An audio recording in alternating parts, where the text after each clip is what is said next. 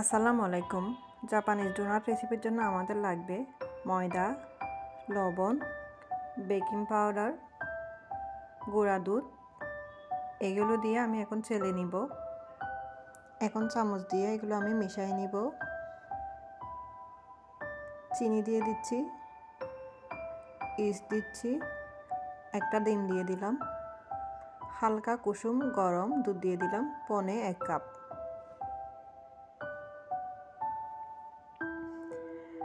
এখন একটু মেখে নিচ্ছি।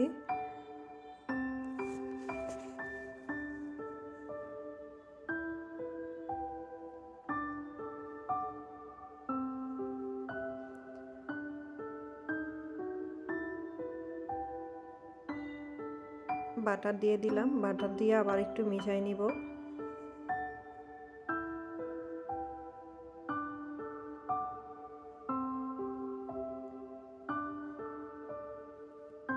এখন দিয়ে দিব ভ্যানিলা এসেন্স, এটা দিয়েও এখন একটু মিশিয়ে নিব।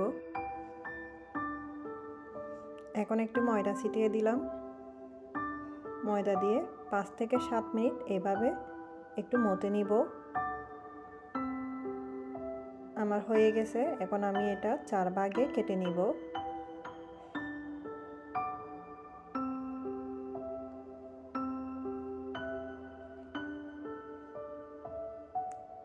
এভাবে একটু গোল করে নিচ্ছি।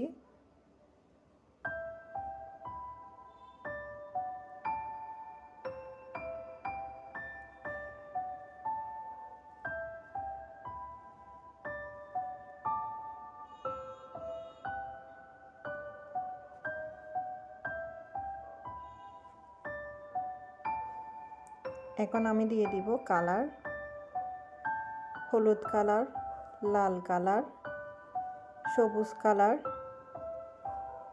আর কমলা কালার। কালারগুলো দিয়ে আমি ভালো করে এটা মেশাই নিব।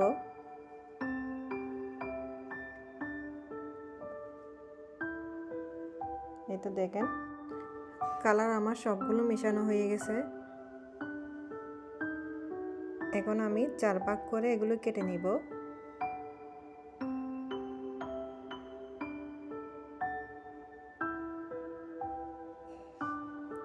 কেটে এভাবে গোল করে নিব।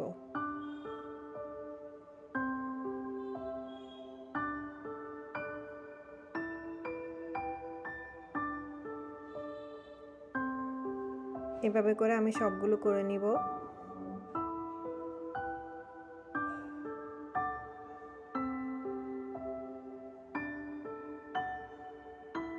আমার সব করা হয়ে গেছে।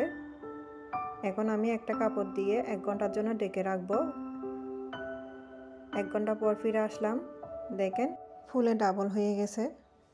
এখন আমি কোনো রকম ডোনাট কাটা ছাড়াই আপনাদেরকে ডোনাটের শেপ দিয়ে দেখাচ্ছি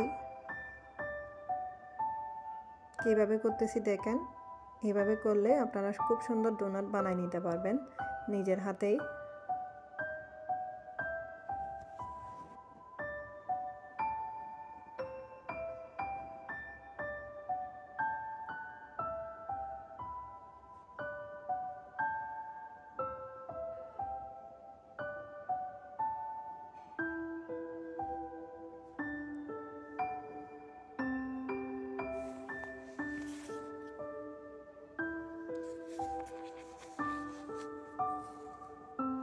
এটা দেখেন আমার হয়ে গেছে। আমি আরো কয়েকটা করে দেখাই।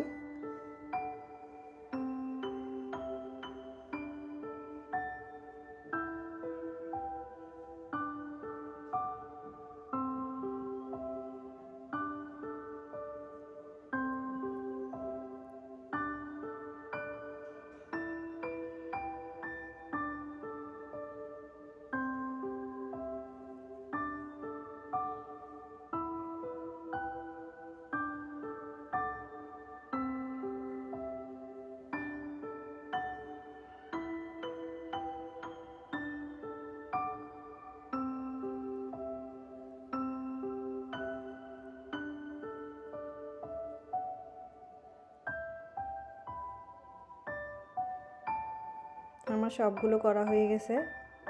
এখন আমি চুলায় তেল দিয়ে দিলাম। হালকা গরম তেলে ডোনাট দিয়ে দিব।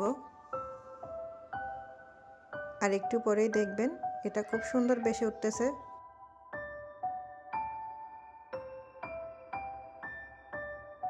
এইভাবে উল্টে পাল্টে দিয়ে সমনিয়ে এটা ভেজে নিতে হবে। আর মনে রাখতে হবে চুলার হিট যেন একদম কম থাকে।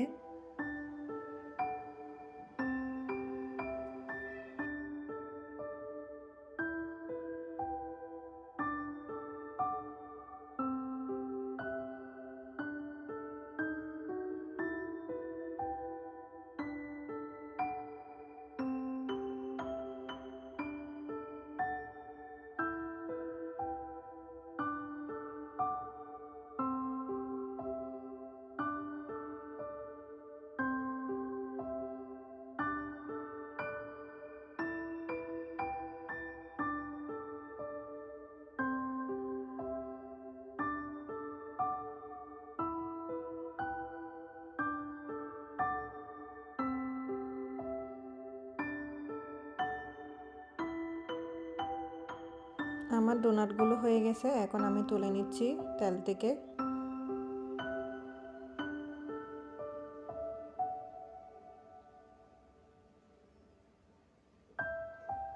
আমি আরও কয়েকটা আপনাদেরকে ভেজে দেখাচ্ছি।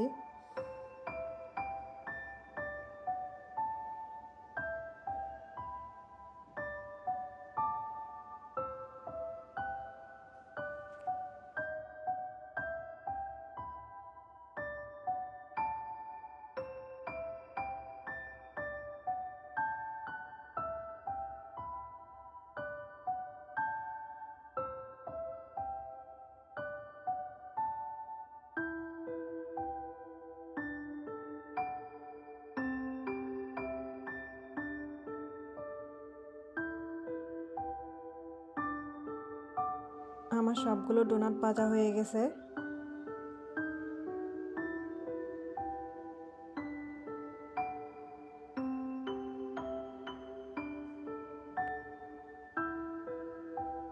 এটা দেখুন কি সুন্দর।